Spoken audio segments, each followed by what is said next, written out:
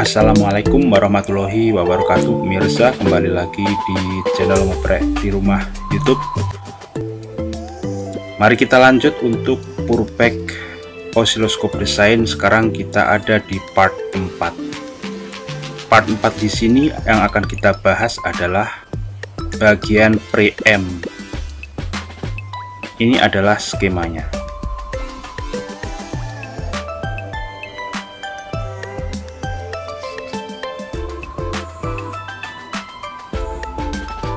Di sini kita bisa cermati untuk inputnya dia menggunakan JFET. Nah, ini adalah intinya di sini. Dimana JFET itu mempunyai karakter dia high impedance untuk inputnya, untuk ininya ya, untuk gate-nya ya. Kemudian ini gate, ini drain, ini source.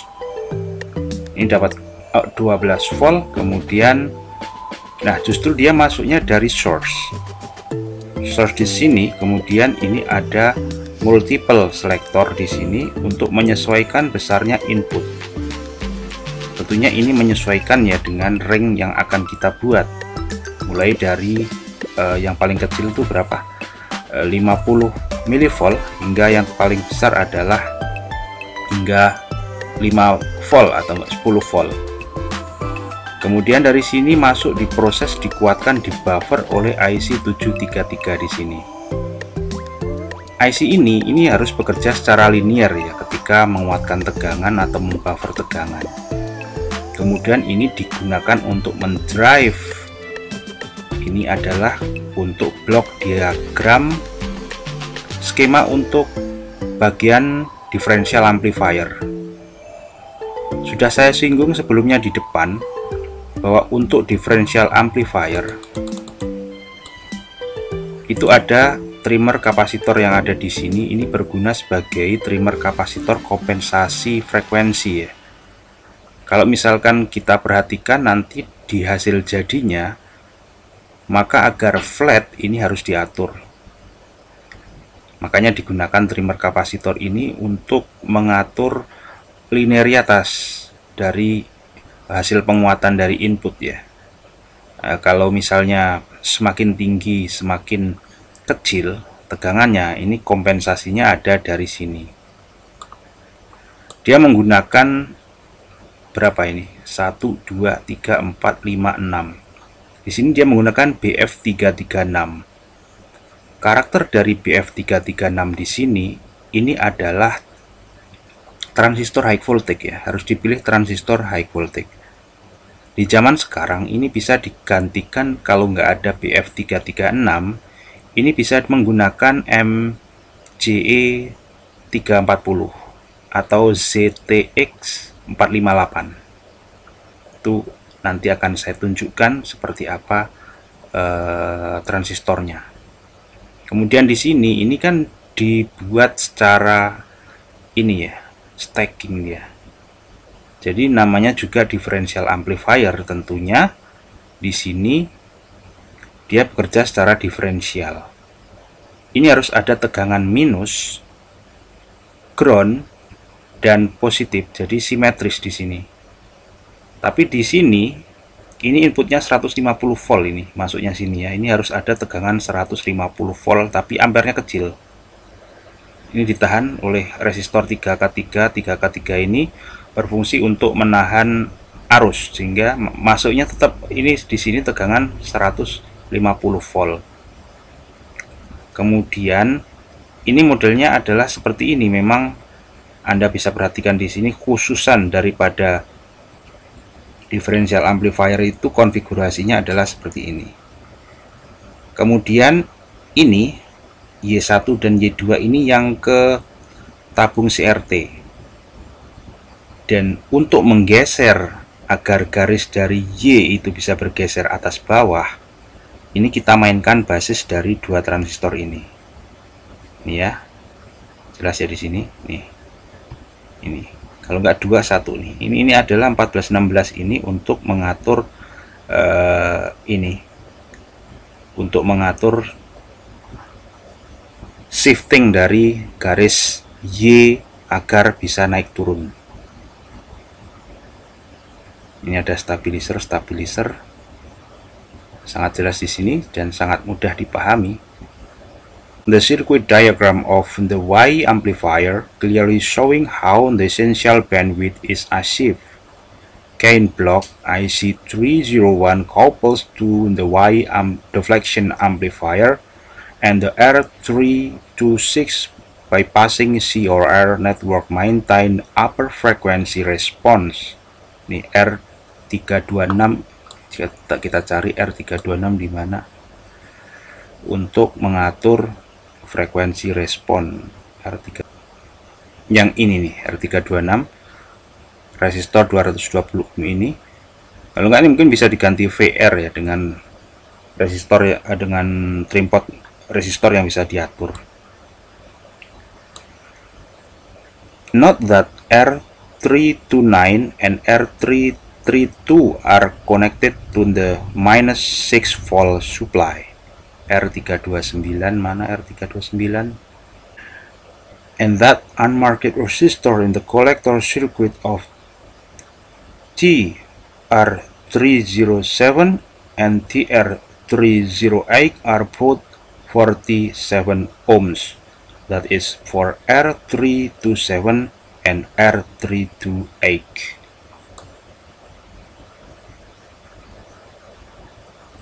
Kemudian sebelum kita lanjut di sini, kita akan sedikit mengerti tentang pembukaan dari chapter 4 ini.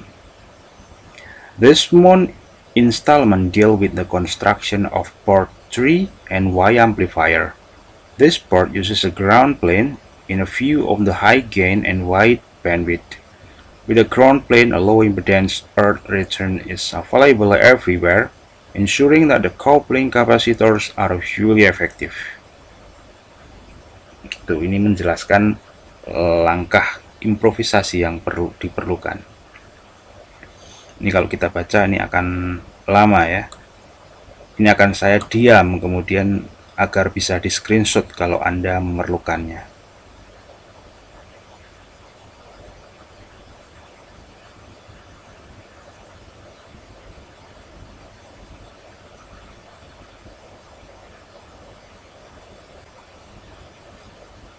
Sini ini adalah menjelaskan langkah-langkah teknis yang diperlukan untuk trimming ya, untuk ngatur dan juga sebagai tuning ya. Nih. Oh, jadi 733 itu IC video amplifier ini bisa diganti dengan NE592 sepertinya. Karena kalau nyari 733 ini sudah susah, langka. Tentunya kalau kita memakai NE592 banyak sekali yang harus kita perbaiki dan harus kita modifikasi, karena rancangannya harus kita benar-benar rubah sepertinya kalau menggunakan NE592. Tapi mungkin masih bisa dicari ini dengan segala cara. Di toko online kan masih ada, itu ada beberapa toko yang menyediakan banyak sekali komponen aneh-aneh yang langka dari zaman dulu. Itu bisa saya pergunakan sebagai sumber nantinya apabila saya memang benar-benar akan menggunakan 733 ini. Bandwidth maksimum dari 733 IC ini hingga maksimum hingga bisa sampai 40 MHz. Wow, keren ya.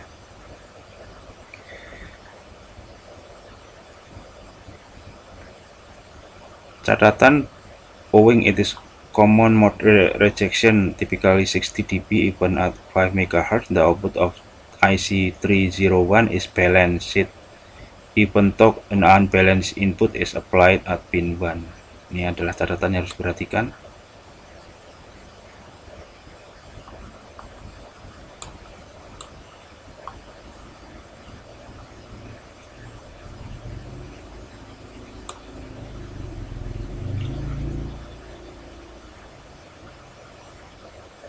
Kemudian kita akan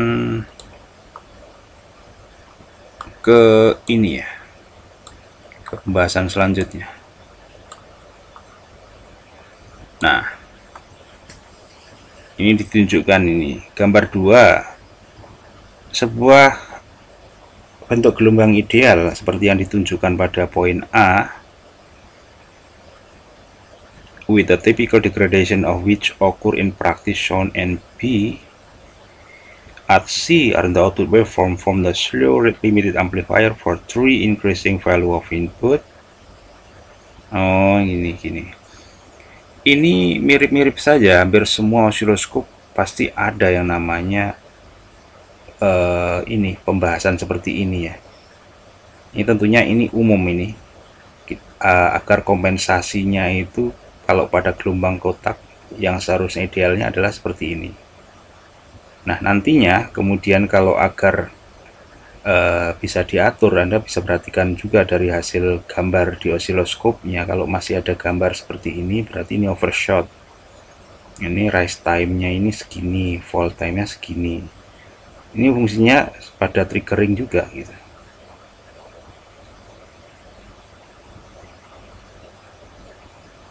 Kemudian ini adalah daftar komponennya. Ini tidak begitu spesifik. Kemudian ini adalah gambar layoutnya.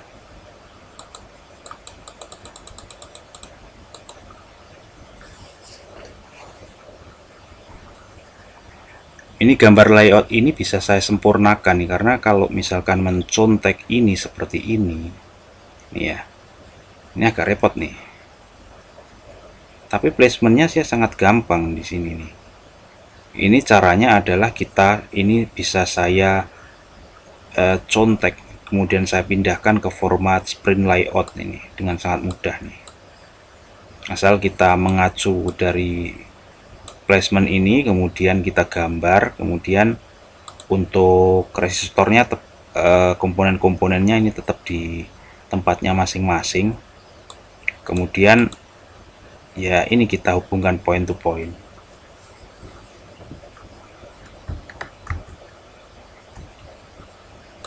Nah, ini adalah designasi untuk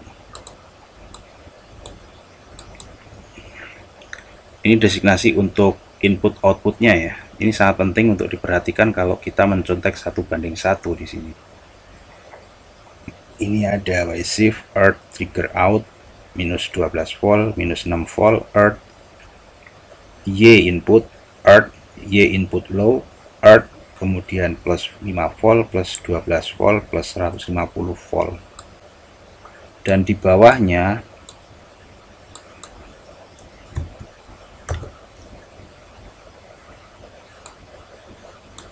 ini ada yang ke Y1, ini Y2, ini yang pergi ke CRT ya. Ini kan ada untuk pin Y1, Y2, ini dari sininya. Ini harus dibuat soketan biar gampang. Earth, ini yang menuju ke tabung ya. Figur 3, komponen layout untuk board Y amplifier. Note that the component are mounted of the copper ground plane side of the board. Kalau Anda ingin membuatnya ini menjadi dual channel, kita harus membuat ini sebanyak 2 buah. 3 channel pun 2 buah, tapi hanya pada inputnya ya. Kalau untuk Y amplifier ini satu saja, dia mulai harus adanya splitnya itu dari sebelum ini. Kita balik lagi ke ini skema. Nah, kemudian ini yang harus dibuat dual channel itu. Ini yang harus dibuat 2 blok di bagian ini. Kemudian di sininya tetap. Tentunya kalau kita akan membuatnya seperti itu, kita harus perhitungkan bagaimana dengan switchingnya, karena nanti akan kita buat channel A, channel B, channel A minus B, channel A plus B, kemudian mode X dan Y.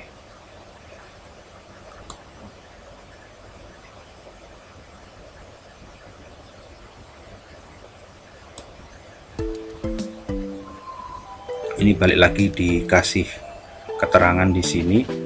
Several readers have inquired about the possibilities of using alternative tube or for pullback.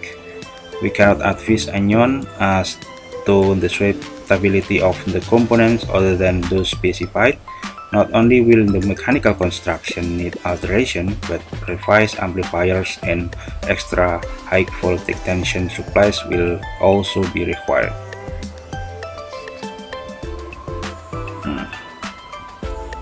Seperti ini juga harus kita baca ini ya. Ini nih, yang ini nih. Karena ini adalah hubungannya nanti ke tuningnya. Bagaimana dengan respon frekuensi kalau kita akan maksimalkan hingga 20 MHz, maka ini harus dibaca ini tentang poin dB -3 dB point pada 11 MHz, pada 17 MHz, pada 21 MHz. Bagaimana hasilnya?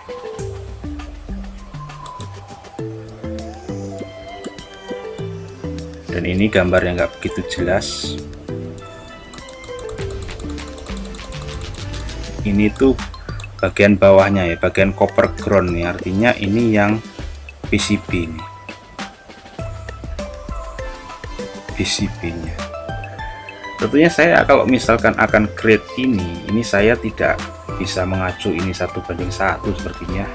Ini akan lebih baik saya buat dalam versi saya sendiri dengan mengacu pada skemanya.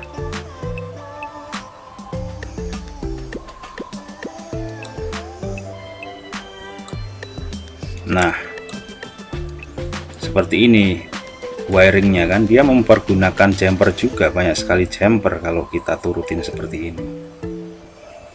Di belakangnya itu ada jumper kabel nih. Ini kan point to point itu dihubungkan dengan kabel. Ini kalau pada tahun 70-an ini umum seperti ini, model PCB seperti ini dulunya trennya seperti ini. Jadi kayak semacam plug-in card begitu, bisa ditancapkan. Nah, inilah fungsinya seperti ini. Larinya kabel kemana ya? Tentunya kalau kita akan contek 1:1 ini bisa juga. Kemudian di sini ada keterangan terakhir nih. It should be possible to center the trace vertically with the Y-shift control. If not, adjust VR301 as necessary with the suitable ring selected at S3. Feed in a sine waveform. An audio oscillator with its frequency is carefully adjusted to exactly 50 Hz, 100 Hz, 150 Hz, etc. A stationary pattern known as Lissajous figure should be obtained at 50 Hz. This will vary from a line to an ellipse and more complicated figure with obtained at higher frequencies. Oke, ini jadi cara agar bisa menunjukkan Lissajous itu harus ada 2 channel XY, harus mode XY. The simple test will enable you to check that the Y amplifier is basically operational and to test that the Y shift works. Also, that the gain can be varied in step by S301 and a position 1 by VR302. Nah, gitu. Kemudian next month we will look at the construction of port 4 which carries the time-based circuit.